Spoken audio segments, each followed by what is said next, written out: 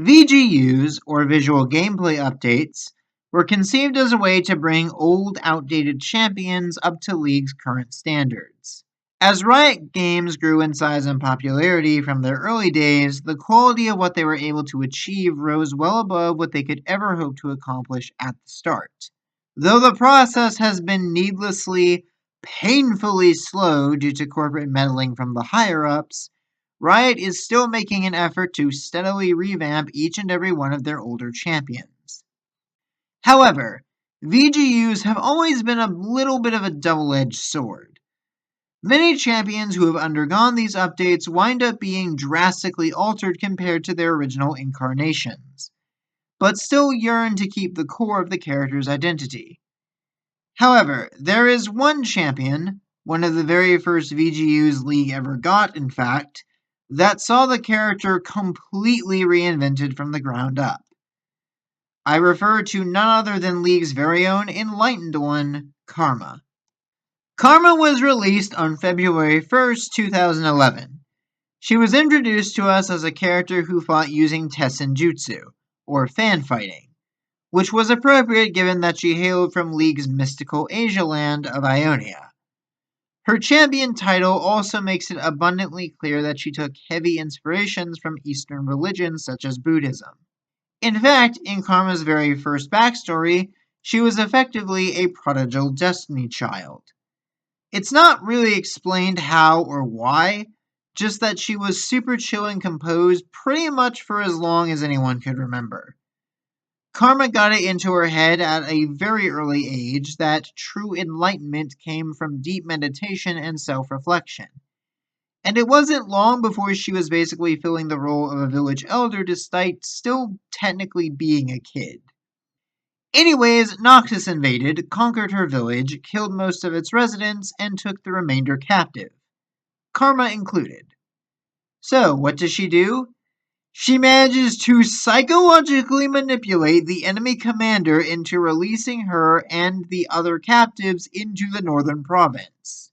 I have no words for this.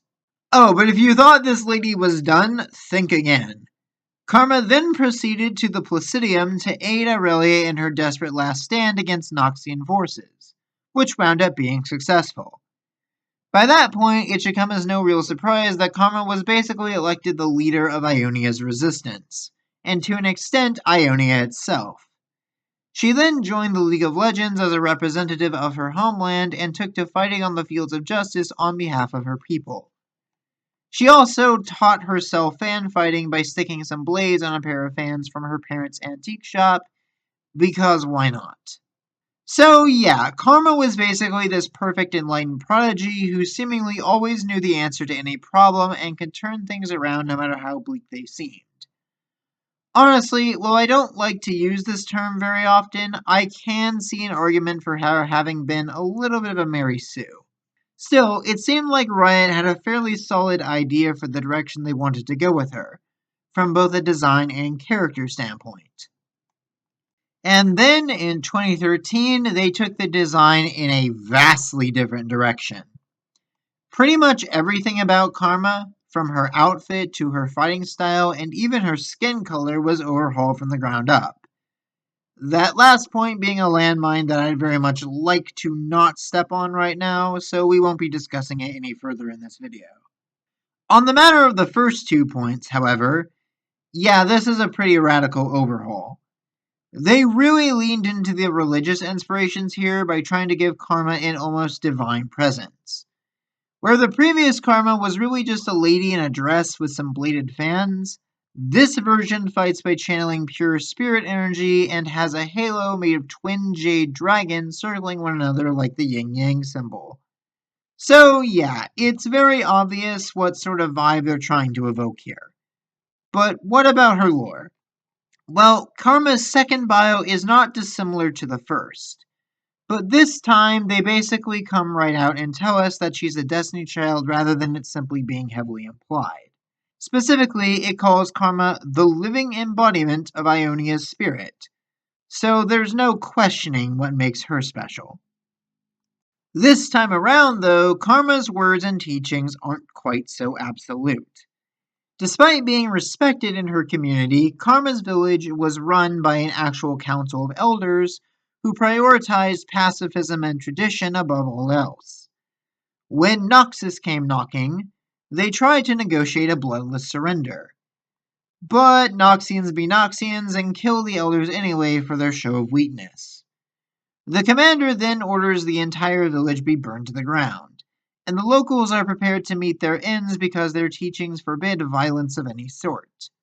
Karma's not about to stand back and watch a massacre, though, so she blasts the enemy commander apart with spirit energy. That was all the Noxian troops needed to see, so they quickly ran away, as you do. Some questioned Karma's sudden display of violence, but she simply insisted that ending one life to save many was, in fact, a valid way to handle things. Not everyone agreed, though. All throughout and even after the war, Ionia was divided between those who wanted to militarize in response to Noxus's invasion and those who insisted on retaining Ionia's pacifistic traditions. Karma sought to unify both sides, teaching her people when it was okay to use violence while still encouraging them to pursue inner peace and tranquility. It actually set up an interesting direction for her character, and a meaningful conflict for her to try and navigate. The only loose end Riot had to tie up in this version of Karma is that her backstory was a little vague. What exactly did it mean for her to be the living embodiment of Ionia's spirit?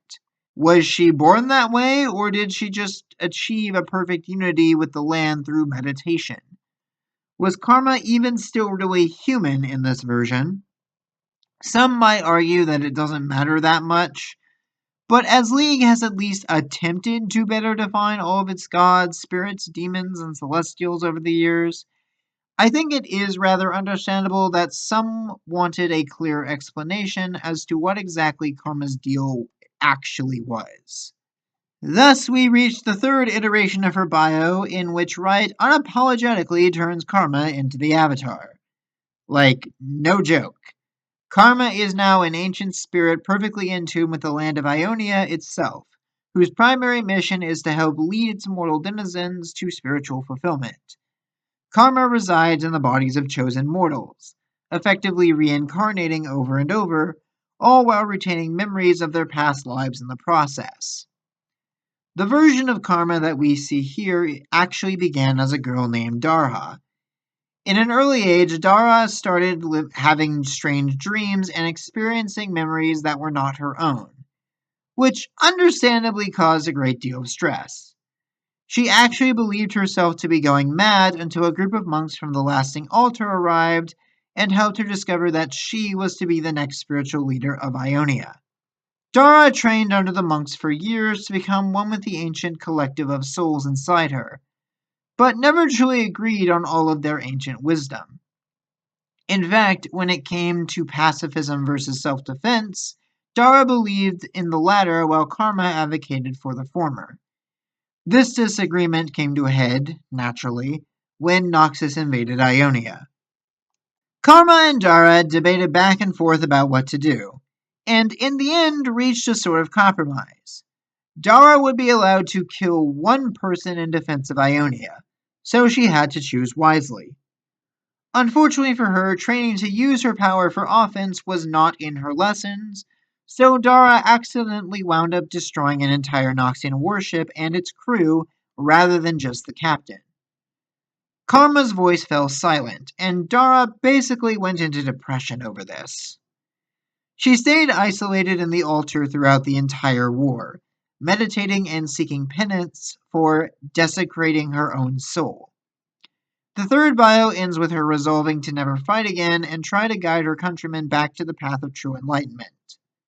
So yeah, a lot's changed this time around. Karma is no longer a singular entity, and the girl who would take up the title experienced a somewhat troubled childhood rather than being a gifted prodigy from birth. Again, it's painfully obvious where they were drawing their inspirations from with this bio. But it's not inherently a bad one. Until you get to the end. This iteration caused a lot of controversy among fans. Karma's role as the Enlightened One has always been that of a mediator between two sides of her divided nation, She advocated for pacifism but encouraged the use of violence purely as a means of self-defense. Karma understood that some foes couldn't be reasoned with, and nothing was inherently wrong with fighting for your life or the lives of those you love. But one should never seek violence purely for the sake of it, nor should one ever let themselves be corrupted by power. The ending of Karma's third bio basically does away with all of that and puts her firmly on the side of pacifism. Violence is always impure and it corrupts the soul, regardless of what the reason behind it may be. Dara lashing out, even if it was only meant to hurt one person, ultimately brought more harm than intended for both sides. Regardless of what your personal moral beliefs may be, this approach firmly went against everything that Karma had previously stood for. It was one thing to change her design and power set as radically as they had, but altering what many believed to be the core of Karma's character was the last straw.